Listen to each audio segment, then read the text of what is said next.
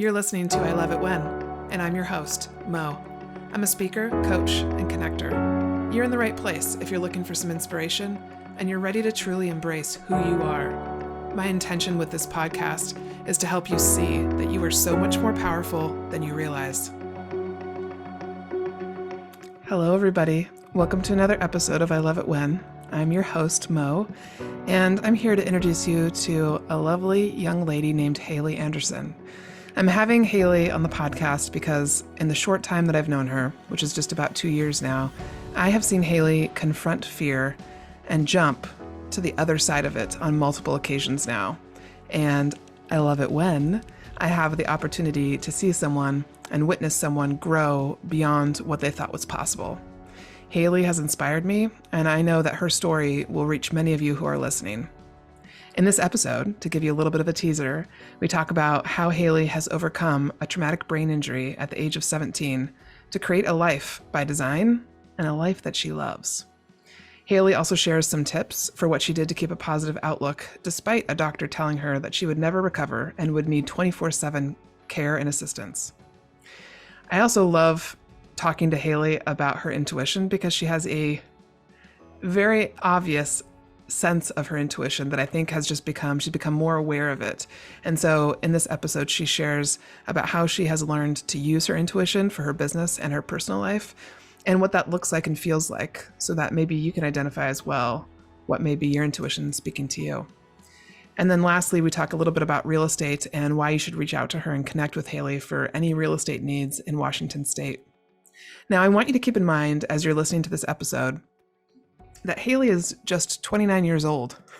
One of the things I love about Haley is her curiosity and how she is consistently reworking definitions in her life. What does this mean? This means looking at, for example, what does work mean to you? Have you learned that work is having a 9-to-5 job, or can it be something else? What is friendship? What do you want your friendships to look like? Do I want to shift something or change something? Where did I learn what friendship was or is or should be? What is success to me? How do I define it? Am I working to achieve a level of success that I allowed someone else to define for me? Like, for example, success equals making $120,000 a year, having a vacation home, and working 24/7. Is that success to me? Or did I allow someone else to create that definition for me? I would like you during this episode to think about and consider the definitions that you have for your life in different ways while listening. And if you're open to it, allow yourself to play with the idea that today, just for today, you could redefine one concept for yourself and lean a little bit further into loving you and choosing to love yourself first. All right, I know you guys are going to enjoy this, so let's dig into it. Hey everybody, welcome to another episode of I Love It When. I'm really excited today to introduce you to a friend of mine, Haley Anderson, who's here in the studio with me. I wanted to bring Haley in to talk on the podcast for a couple different reasons, but one of those reasons very specifically is because she has inspired me in the time that I've known her now, which is only probably a year and a half or 2 years. Haley does not seem to have a problem facing her fears and taking the leap. And so many people that I talk to have such a hard time getting past that first step of fear, whatever it may be, fear around money, fear around making a job change, fear around being your true authentic self. There are so many things where fear pops up. And so I wanted Haley to come in and share a little bit more about her story because I think it'll reach and really inspire a lot of you that listen. So thank you for coming today. Thank you for having me. And taking the leap and being in the studio with me. Yeah, you're welcome.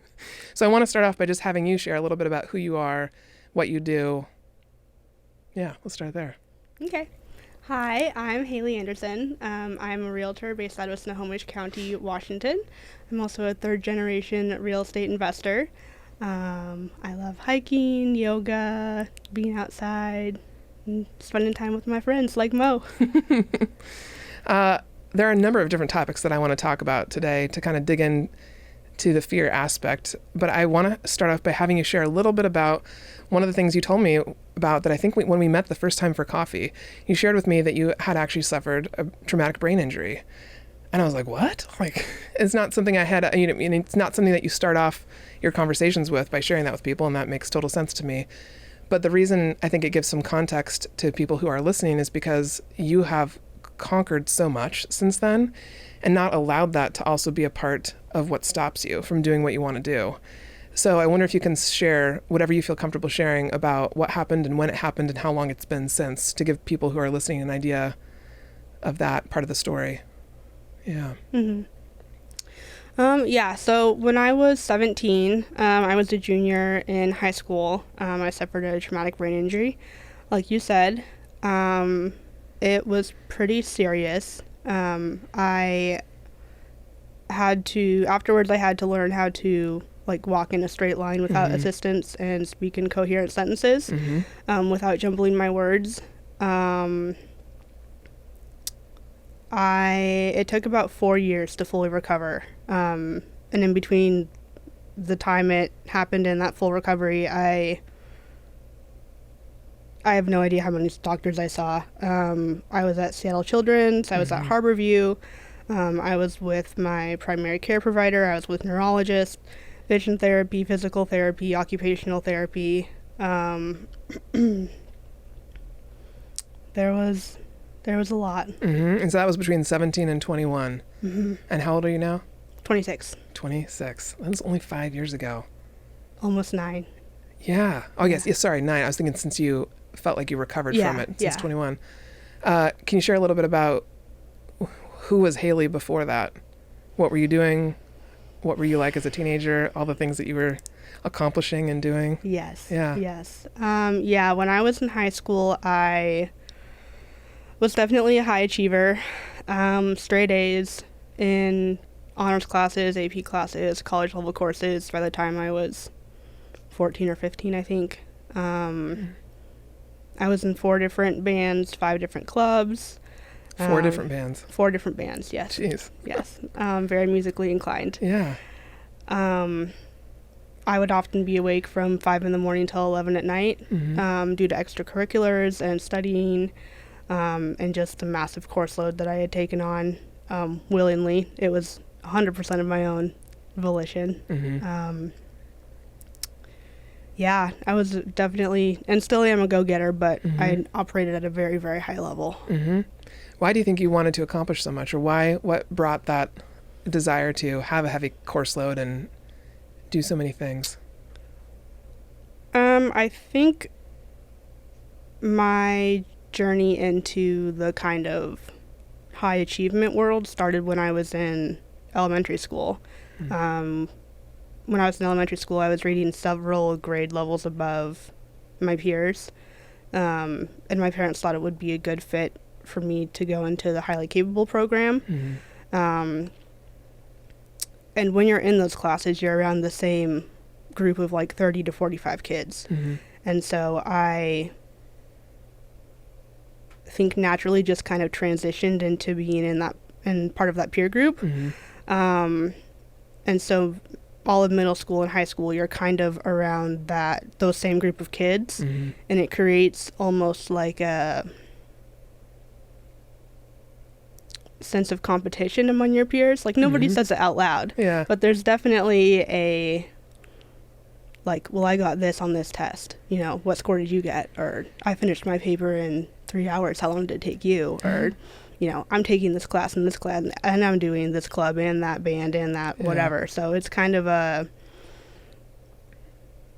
think the drive to be successful in that way definitely came from the peers I was with and the environment I was in. Not so much from my parents. I mean, they both made it through high school, and I think that is how it kind of went for both of them. They made it through, and they never pushed me to do anything at all. I mean, I was really the one who took the reins and just went full speed ahead. Yeah. So I think I've always had like a feeling inside of wanting to be great and do something great and push myself and push my limits to see what I can do. But yeah, it was intense. Yeah. How would you describe, this question just came to mind as you were talking, how would you describe your level of awareness or like consciousness of what you were doing? Because when you and I have conversations now, and you've been to my unscripted retreat, which was last August, and you've been to a couple of my classes, and we talk a lot about intuition and being aware of what you're doing and doing things with intention. How would you describe, like on a level of 1 to 10, with 10 being totally aware, how aware were you then of what you were doing versus now? Then probably like a 2. Okay. I think I was just going, Yeah. and kind of keeping up with the Joneses, I will, like with my classmates. Yeah, there was just this drive, to do the most and be the best. And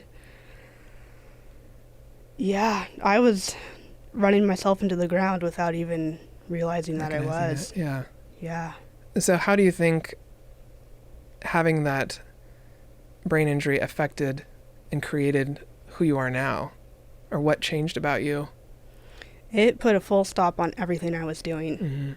Because, like I said, my schedule basically was from 5 to 11 every day. And That's intense. all of a sudden, I went from that high level of achievement all the way down to, like, emotionally, physically, mentally, pretty much being able to do nothing. And that really wrecked my sense of who I was and just what I was able to do. My mom used to, my mom used to help me, like, take showers and would hold on to my arm sometimes, like, when we were walking around. And I was stuck in bed for probably the first 9 or 10 months afterwards. Oh, wow. I would get up to, like, use the bathroom or to eat and then go back to bed and sleep. And so much of my time was spent sleeping. And so that was really hard being in... I'm starting to get emotional. It's okay. That was a very emotional thing that you went through. Yeah. Yeah.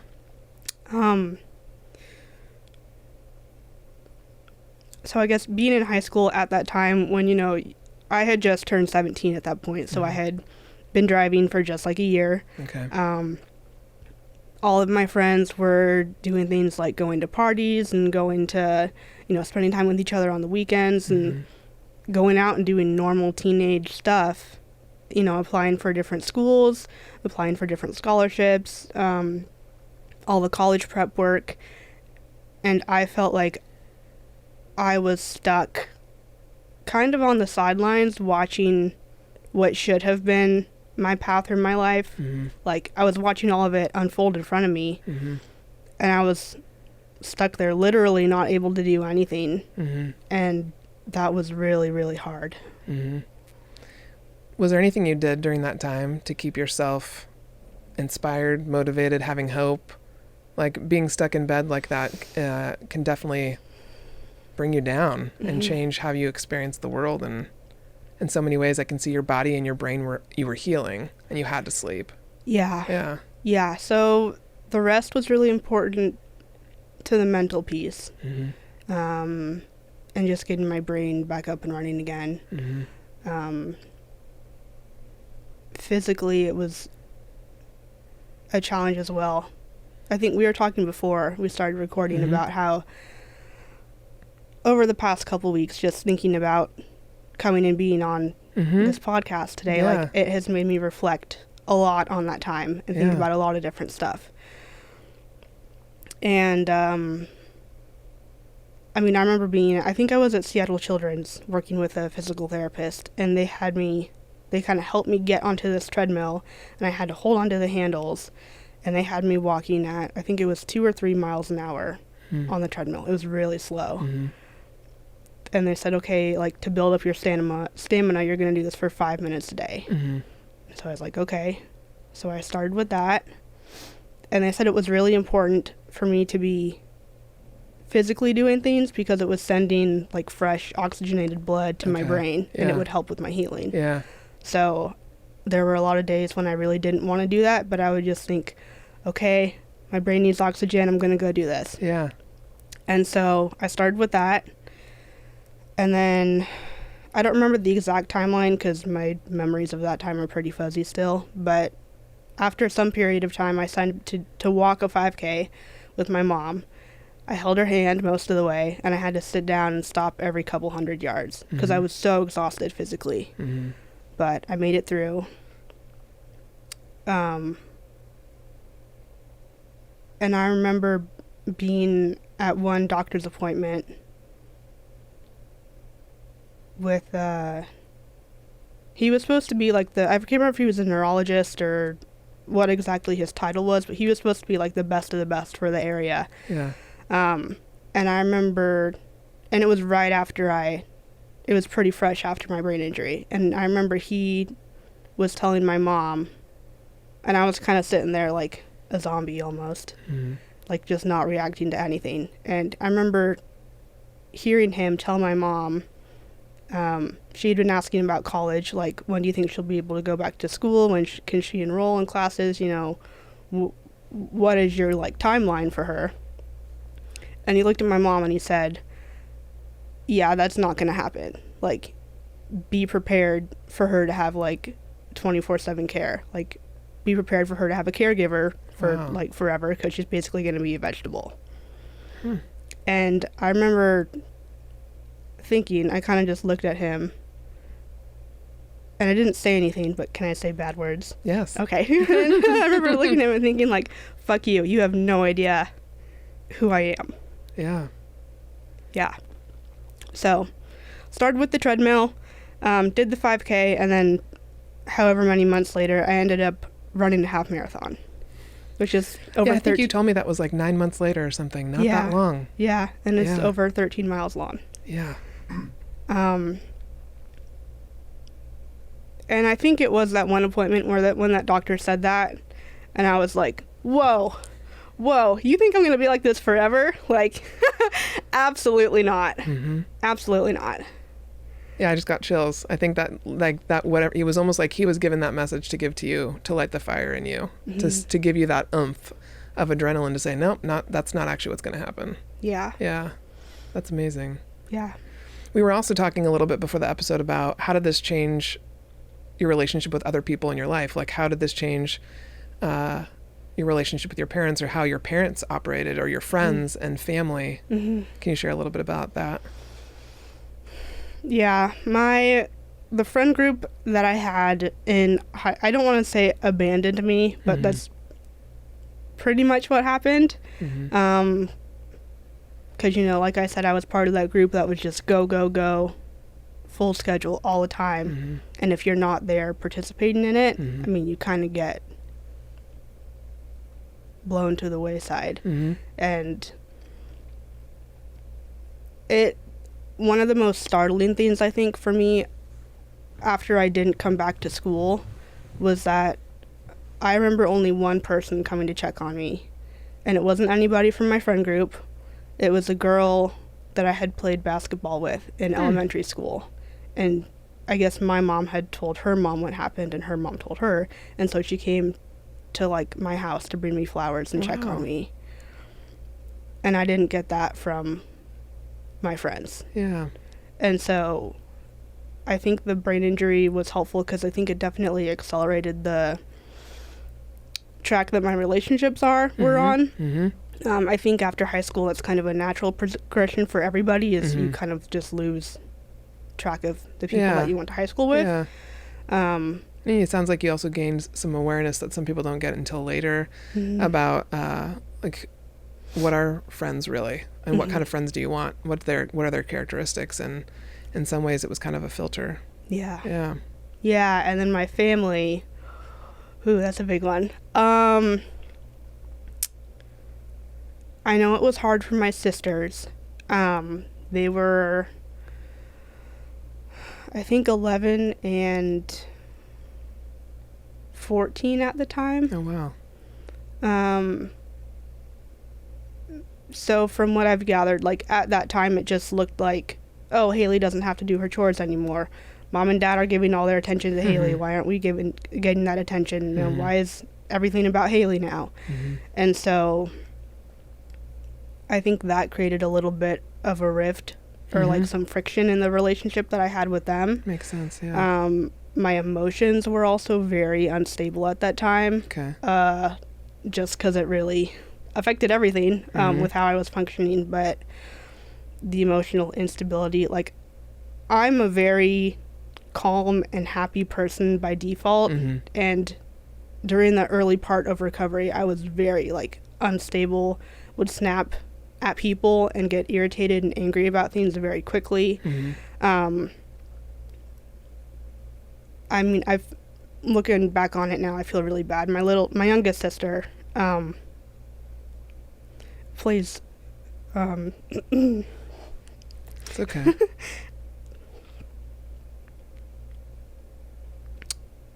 she's a very talented piano player. And I would get really mad at her for practicing because it, like, hurt my head so much. And she was just trying to, like, do her homework that her piano teacher had assigned her. So it really affected my relationship with my sisters that way.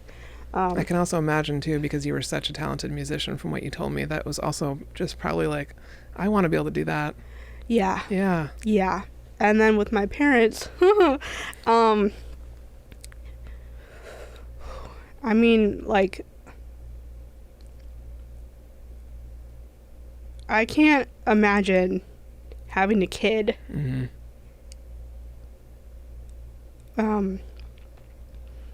be operating at that level and, like, being ready to start making college plans and, like, you know, send them off to college, and then all of a sudden this massive thing happens. Completely out of their control. Yeah. And so I definitely feel for them, and I know it really, I mean, my mom would take me to every single doctor's appointment. I feel like I was very lucky to be raised in a household where my dad was the only one working, and my mom was able to be there and take care of us.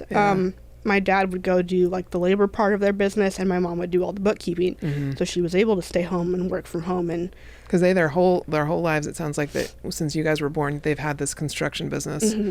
So for people that are listening, like, they've been in the real estate world your whole life. Yeah. And so my dad would go to work, and then my mom would take me to every single doctor's appointment, which was, I mean, 3 to 5 times a week. Yeah, a lot. Yeah. And I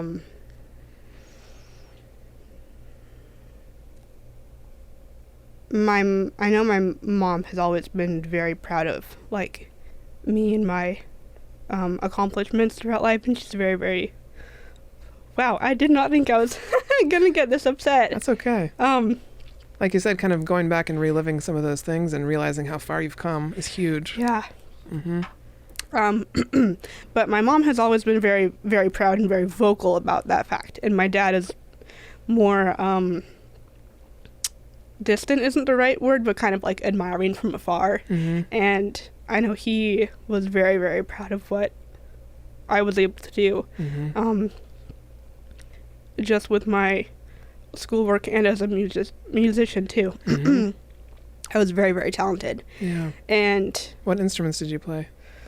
Alto saxophone, clarinet, bass clarinet, percussion, and a little bit of piano. Wow. But I know that for me, like, losing the music part of it and not being able to do that was really rough for him. Like, really, really rough. From what you've told me too, it sounds, because he's an artist. Like, both your parents sound like they're artists as much as they are in the business. And well, when you're creating things with your hands, that just comes from that artist side of you. Yeah. It makes sense. Yeah. So that was really, I mean, and this, I was born super early too. Oh, that's right. Yeah. So apparently I'm good at giving them, I'm very good at scaring them with my health issues. Not on purpose, obviously, but yeah. So how premature were you again? I was born at 24 weeks. Wow. And I weighed 1 pound, 15 ounces, and then got sick and was down to 1 pound, 7 ounces. So. Dang. Yeah.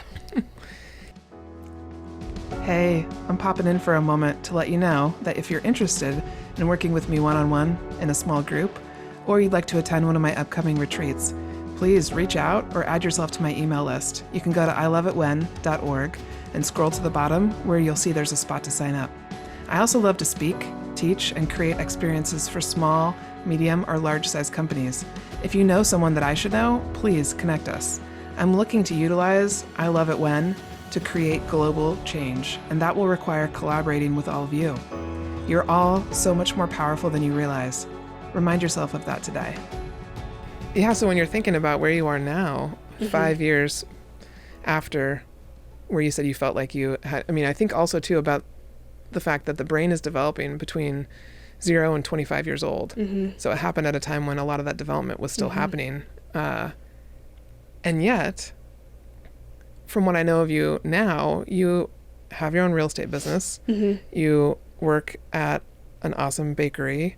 You, from my perspective, still set the bar really high for yourself and really push yourself. Because I think the first time you reached out to me, it was to talk about mindset and how you keep yourself motivated. And looking at what you have done, it's like, you probably have more to teach me about maintaining a high mindset and a mindset that's focused on positivity and growth and love and compassion. So share with us a little bit. I think,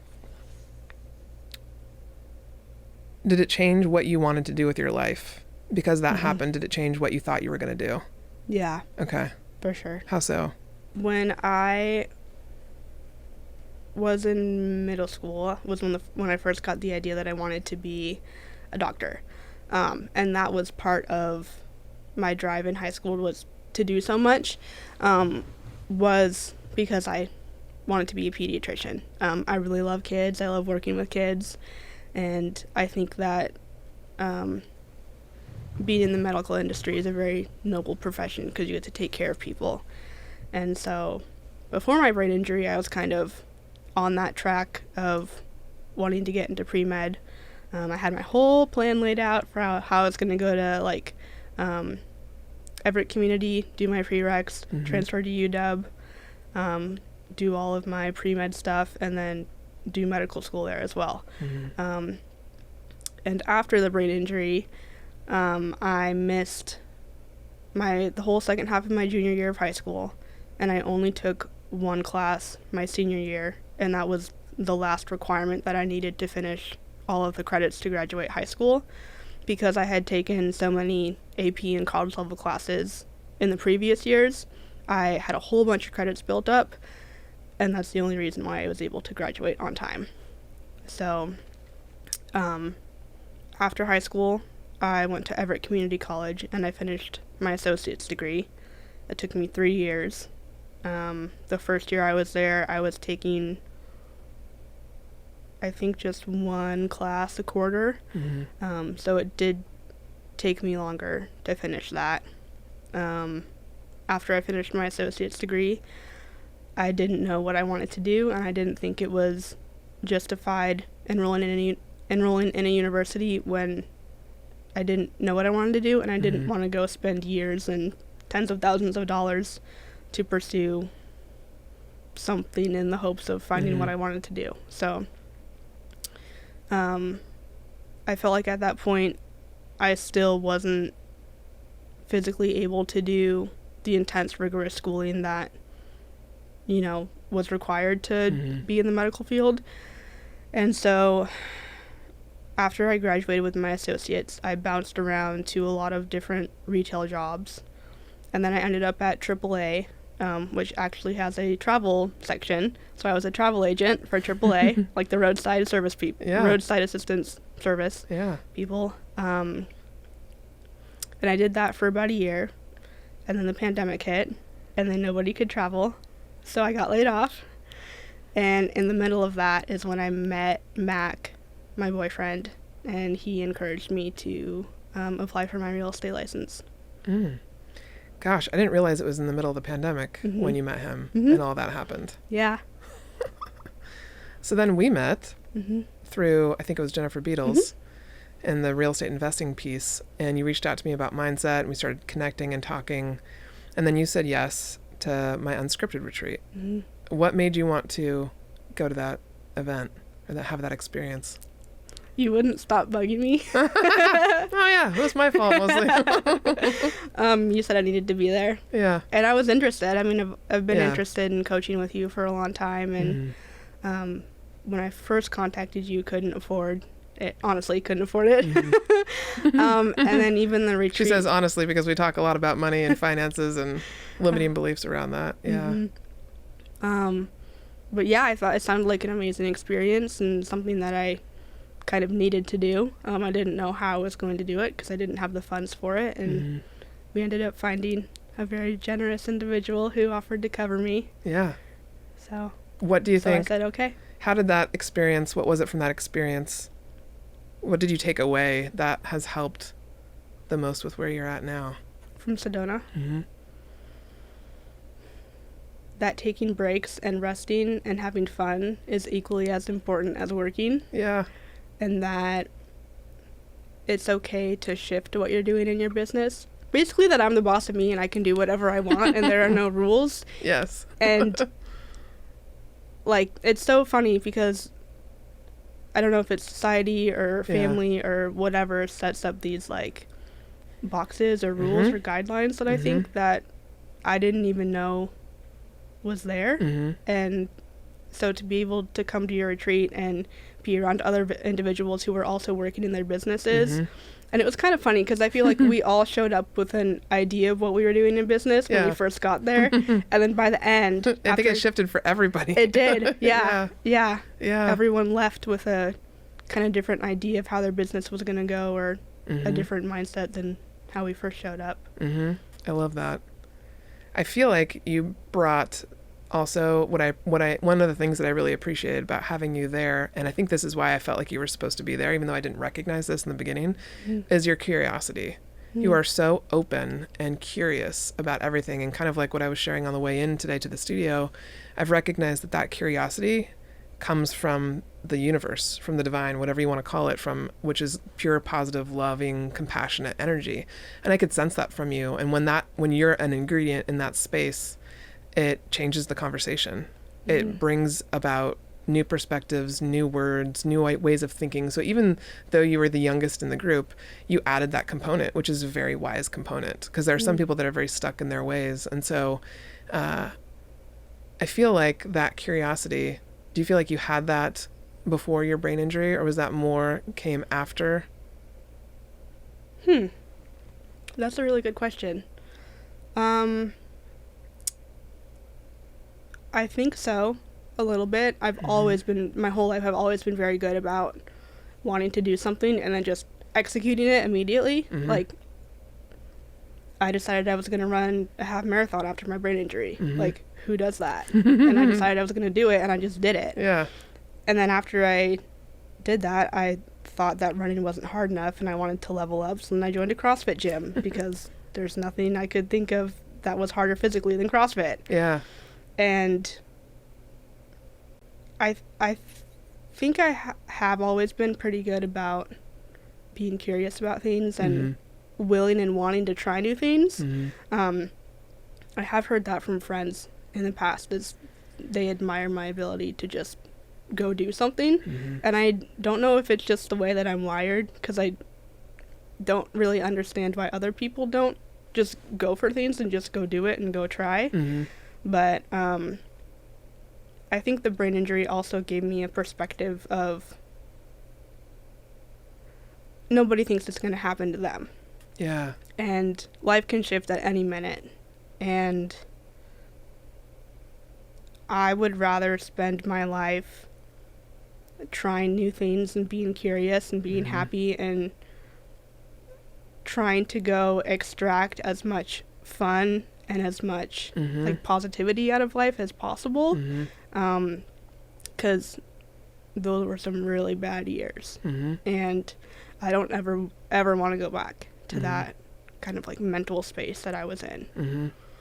How would you describe how you feel fear now? Like, when do you recognize that there's some fear, and what do you do when that comes into your energy? How do you confront that to move past it? How do you conquer it, essentially?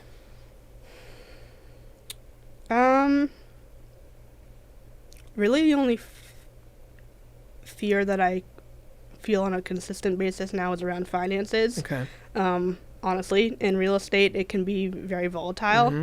You can have months in a row where you're getting really, really big commission checks and you feel like you're on top of the world. And then 2, 4, 6 months goes by and you're not paid. I mean, you don't get paid unless the house closes. Yeah. So going from like my retail jobs or like my job at AAA where every 2 weeks I got a paycheck to going into real estate where all of a sudden it's like, oh, I'm not making money unless I sell a house. And even in the middle of selling a house, like even after you're under contract, there are so many things that can go wrong. So many, yes. That prevent you from closing and then getting paid. Yeah. And so we're also in the middle of a massive home renovation. We've been renovating a really old farmhouse for the last year and a half. And all of my commission checks have been dumped straight into that house. I mean, we and I have pretty much been living less than paycheck to paycheck for the last year and a half. And that is scary, especially with, talks in the media, I guess, of another recession coming up and like, oh, the world's on fire again. And, just that sort of thought of not having that stability or income or not being protected that way is pretty scary. So what would you say, like, what do you do when those feelings come up? Because I know we've had conversations and they come up regularly. Is there something that you do to help yourself realize that you're safe in the moment? A lot of times I like to count all the things that I do have. So, like, I have a roof over my head. For part of our renovation, we were living on my parents' farm in a little tiny house. And so at that time, it was technically like, okay, well, we have basically 2 houses right now. We have the house that we're working on, and we have that little tiny house that we're living in. And it's like, I have a car that drives and functions properly. Even if I have a quarter tank of gas, it's like, okay, I have gas in my car.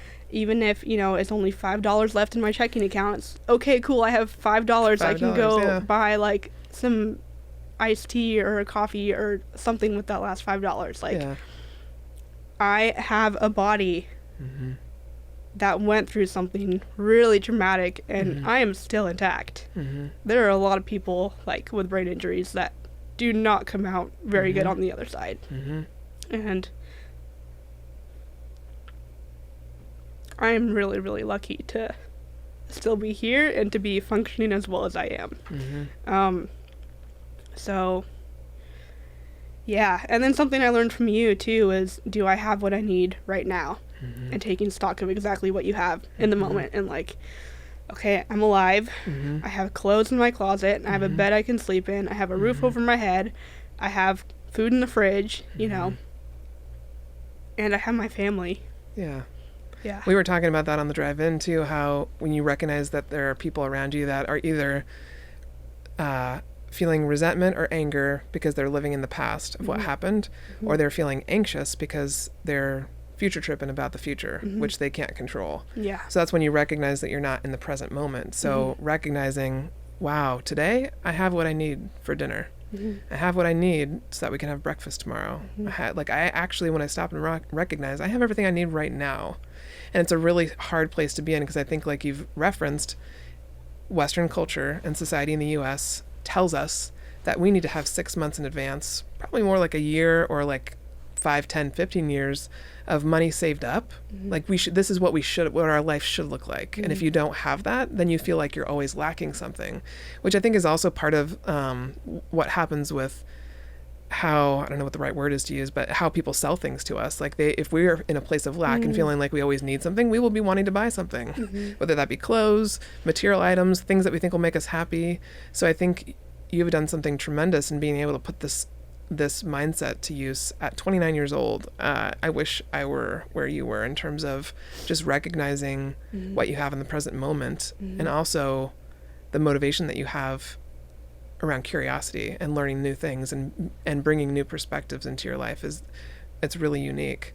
I also want to touch on your intuition, because we talked about that a lot at the retreat, and you are absolutely utilizing it much more than when I first met you. And so I'm wondering if you can describe for people, like, what does your intuition feel like, and how do you use it in your business or your life? It I'm a very like emotional feeling my feelings person. And May, I know you've seen May before, who was on the first episode of this podcast. Yeah. She would say that you're an emotional spiritualist, which means your intuition comes through your emotions, which totally makes sense to me. I am as well. Super powerful. Yeah. So I am very good about like feeling in my body and recognizing anxiety or depression and taking those as kind of like signals that I'm not on the right path with something. I mean, we just talked before we came in here about how the last 2 days I've taken 3-hour naps back to back days in a row, and that is not something I normally do. That's something I would do in the middle of recovery from my brain injury, but certainly not now, like as I'm fully healed. So I'm taking that as like, whoa, I need to really slow down and like take stock of what I'm doing and reassess how I'm operating right now, and if I'm working too hard or making myself or kind of driving myself towards burnout, which is something that I very easily do. I need to stop and rest and like take time to have fun and like recharge my own batteries. Yeah. I love that. So do you feel like, along with signaling and recognizing when your body's talking to you, are there other ways in your business, for instance, that your intuition has led you? Like some decisions that it's helped you make?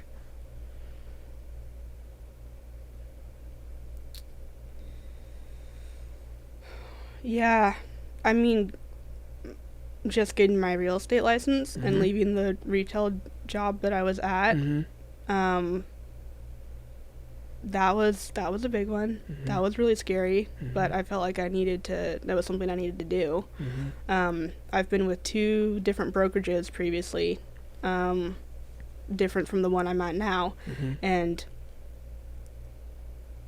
it's just kind of like an internal feeling for me of something isn't right and I need to not be here anymore. Yeah. Kind of like I know when it's time to go. And at the first brokerage I was at, I felt like I wasn't getting any support or training, so I switched over. I had an opportunity to switch over to the second brokerage I was at, and I was on a team briefly. That didn't go very well. And I just got to a point where I felt like I needed to leave. And then I ended up at John L. Scott Snohomish, which is where my license is right now.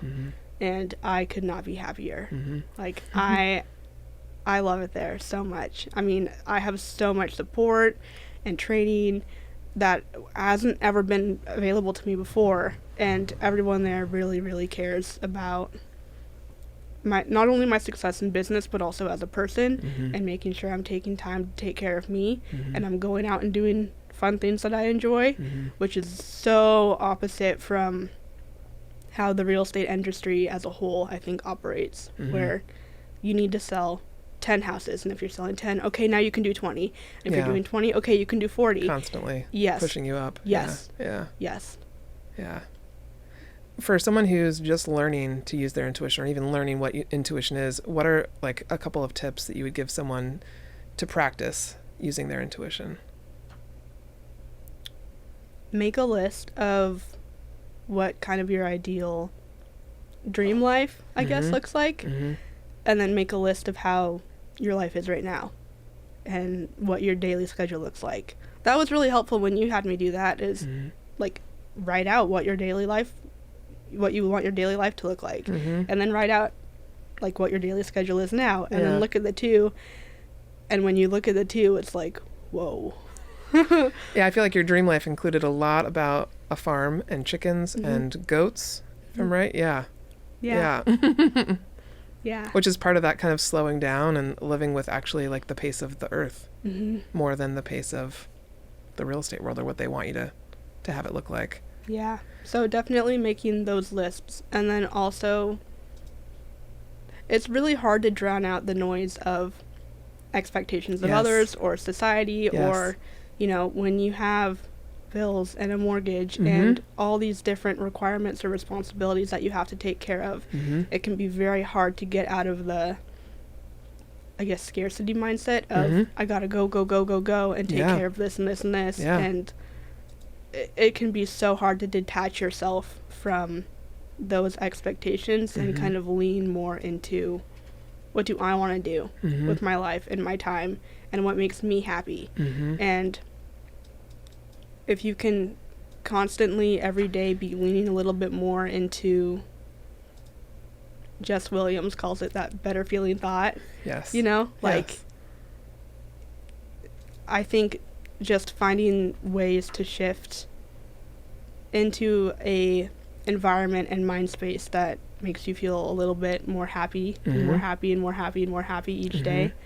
I think that's the way. Make those little changes. Yeah. He's going to love that he just got quoted in this episode because we know he's going to listen to this one. What would you say is the main difference between you and another real estate agent? Why should someone work with you? Because one of the reasons I wanted to bring you on here is because you also were a sponsor for my recent BU retreat, which is a huge deal for me. I mean, when I sent you that email, I describe it in the email and I share this with people often on social media. Like, I don't ask just anybody to sponsor my events because when someone sponsors, my personal integrity has a way of working with that, meaning like I want to promote their business. I want to help them excel. I want them to help them achieve whatever it is they want to achieve. So I take it very seriously and I only ask or invite people to sponsor who I really want to help because I will help. Like it is like you've seen me do, like it will happen, whatever I have to do, the connections I need to make, because that means everything to me because not only are you helping me financially with an event that I want to put on, but those 6 attendees and actually those 8 attendees who came, their lives were changed because of you.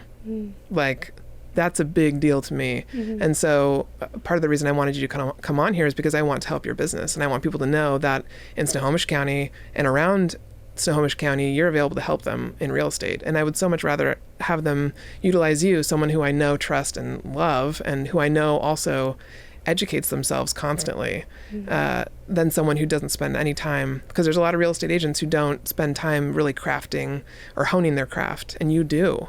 So what would you say is the thing that makes you different compared to other real estate agents who maybe only do this part-time or who just don't invest in themselves and their business? Kind of like you mentioned, I think the education piece is really important. I mean, every single week I'm at different trainings and events, and I'm always looking for different ways I can educate myself and learn more kind of about the market and how I can better help my clients. Also, I like to think I'm not a pushy like person, and so if you don't want to work with me, that's fine. I don't want to have to sell myself or be pushy or aggressive or like be in your face about you need to work with me, you need to work with me. Yeah. I think you also recognize, maybe you didn't even recognize it consciously, that you want to work with people who are aligned with you. Yeah. Which makes it like ease and flow. It's just, it happens very naturally. Yeah. Yeah. So I really only want to, like you said, only want to work with people who want to work with me. And I'm never going to push anybody into buying a house or doing anything in terms of like real estate sales that they don't want to do or they feel uncomfortable. I mean, I'm really good about asking my clients if I feel like there's any sort of hesitation or sort of like... Yeah, you're not afraid to ask them anything. I'm not afraid to ask them what they're thinking, like especially with couples. Yeah. Like if there's a husband and wife or a couple or just 2 people that I'm showing a house to, I'll, say, hey, what's your opinion on this? Let them give it to me. And then I'm very good at making a point to go to the other person and say, okay, now what do you think about it? Or if I'm showing a house and they have kind of like a funny look on their face, I'm like, okay, give it to me. Like, what's going on? What's going on? Tell me. And so I think I'm very intuitive in that respect of being able to read people. But I think with my background of renovating my own house and then also growing up in my parents' home renovation business, I'm also able to read houses to a Yes. certain extent. It's such a fantastic thing to have as someone who worked on a real estate team for 8 years and someone who has renovated my own duplexes, to have a real estate agent who knows what's behind the walls, like very intimately. You were actually thinking about starting your own construction company at one point and employing mostly women, which I freaking love. I love that idea still. Yep. And I also love working and supporting others women's businesses. So it's fantastic to have a real estate agent who can say, hey, you know what, that northeast corner of the house looks a little bit shifty to me. Let's bring in somebody to look behind the walls and see if there might be a moisture issue or something like that. That is invaluable. And not every real estate agent has that. So that's, I think, a huge bonus when working with you, is that you can identify, and then also and have resources within your network to get that stuff fixed at a reasonable price. Yeah, that's huge. That's huge. Share a little bit about your vision for having the tiny house community as well, because that's an aspect of what you love that I wanted to make sure to highlight. Yeah. So I would love to develop my own tiny house community. My dad and I built a tiny house together that Mac and I lived in for a couple years. And I just love it. I mean, I think right now rent prices are astronomical. Buying a house is getting very expensive for most folks right now, but I mean, renting is just as bad, if not worse. And I would love to create sort of a community where a community where it's community centered, and where you can, get to know your neighbors. And the thing I love about tiny houses is they encourage you to go outside. Yeah. And they encourage you to be out in nature and interacting with other people. Yeah. I loved tiny living when I was in the tiny house, and I at one point had wanted to develop an entire neighborhood and like from the dirt up, but tiny houses are a little bit different in like the permitting requirements and what you can do there, and it is a little bit easier. I also think it's very unique, and it hasn't really been done. As far as I know, there aren't any tiny house communities in Snohomish County established yet that I know of. I don't know of either. Yeah. So I think it's just a really unique little thing that I would like to do. Yeah. So if someone's listening and they're like, I want to talk to Haley, like even if they're not ready to buy now or sell now, but they want to get to know you, what's the best way for them to connect with you? I'm always available over phone call or text. I'm also on Facebook and Instagram, or email. So I'll make sure to put all that info in the description of the podcast. Is there anything else you want to share with people who are listening, who might be, I know so many people who come to me and they'll listen to an episode and they're like, this episode helped me take that leap, like make that change in my life. For someone who's on the edge and is like, oh God, should I jump? What would you say to them?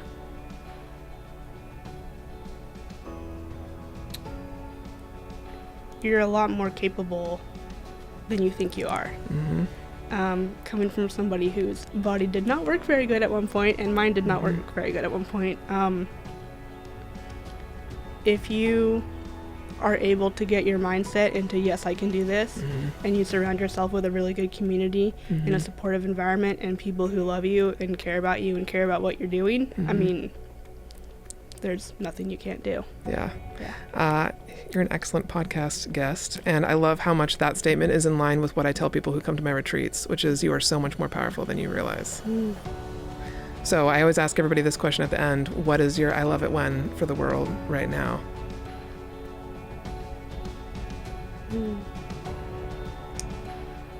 I love it when I get to have new experiences and meet new people that bring me a lot of joy. Yay. Yeah. Thank you so much for sharing today and being vulnerable. I appreciate that. And I know so many people that are listening are going to gain so much insight and courage from hearing your story and seeing what you've done and where you are now. Thank you.